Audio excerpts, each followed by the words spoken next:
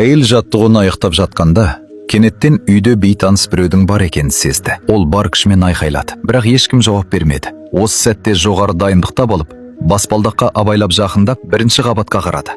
Бірақ ешкімді көрмеді. Содан кейін ол баяу тергеуге кірісті. Дәл сол кезде артындағы соқыр жерден қара көлеңке кенеттен оған қарай жүгірді. Тірі қалу инстинкті жетегінде жүрген әйел үнсіз күресіп, басып кірушіні жерге құлатып, қабырғадағы дабыл түймесін басты. Кесіп тұрған дабыл сыртта патрульдеп жүрген күзетшілерді бірден өзіне тартты. Күзетші алдыңғы есікті теуіп ашып ішке кірді.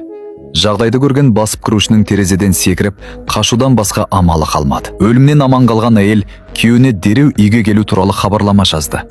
Алайда оның басынан өткен қиындықты естігеннен кейін, күйеуінің алғашқы реакциясы дірілдеп тұрған әйелін жұбату болмады.